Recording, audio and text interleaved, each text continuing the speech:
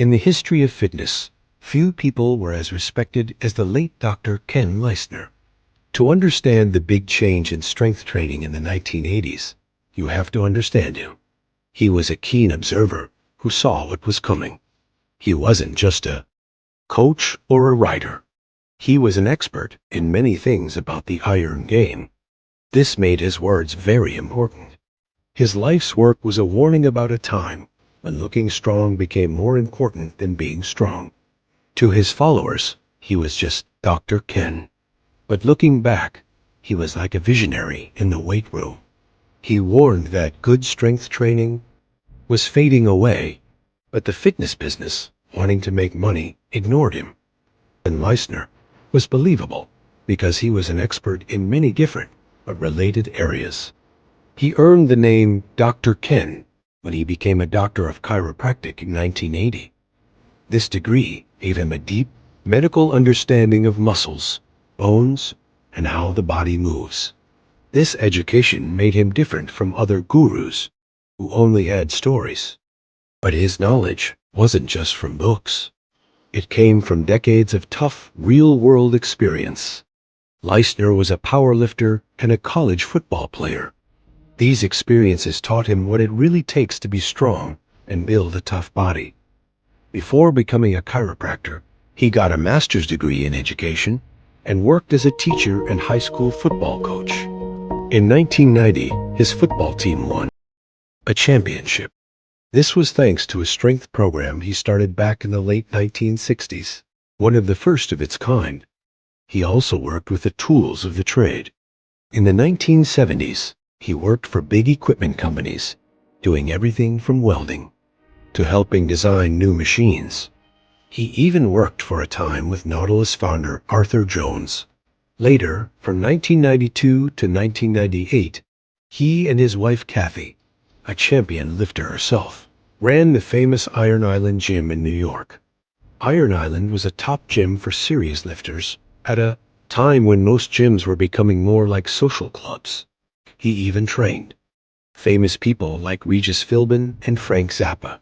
But his biggest impact might be his writing. He wrote over 1,100 articles. But all his writing from the 1980s acts as one long warning. His articles from that time show a strong criticism of the growing bodybuilding culture and the damage it was doing to good training. He saw that the meaning of strength itself was being twisted. The history of strength training for American athletes shows a clear pattern. In the 1950s, the few coaches who used weights looked up to Olympic weightlifters for help and guidance.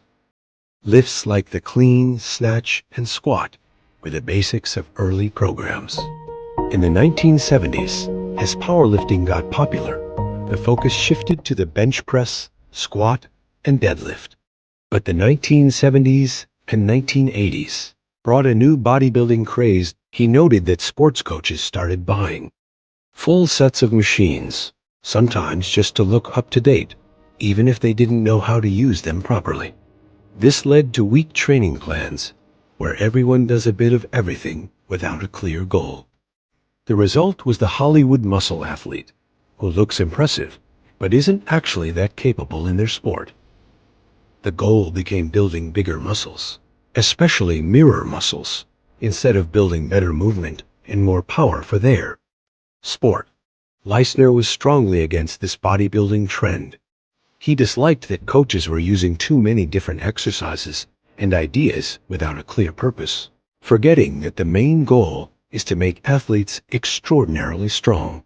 The bodybuilding mindset had tricked many into thinking that the way to get better at sports was to do more bicep curls and chest exercises. While American athletes were being influenced by bodybuilding looks, a very different idea was taking over in Eastern Europe. In Bulgaria, the national weightlifting coach, Ivan Abajev, was starting a revolution of the Bulgarian method in strength training. That was the exact opposite of the American trend. The difference between these two approaches was huge. While an American athlete was doing a high-rep body part split workout to make his arms and chest bigger, a Bulgarian weightlifter was doing his 10th set of heavy snatches for the day. One was training his looks. The other was training his sport. The results of these different training ideas were seen in international competitions. A study in Iron Game history shows a steep decline for American weightlifters compared to the rest of the world during the 1970s and 1980s. Although the rise of bodybuilding wasn't the only reason for this decline, there were other problems in American sports. Important supporters of weightlifting, like Bob Hoffman, were no longer around, leaving a big gap. Also in America, best athletes and the most money went to popular sports like football and basketball, leaving sports like weightlifting with fewer talented people. But the bodybuilding boom made this decline worse.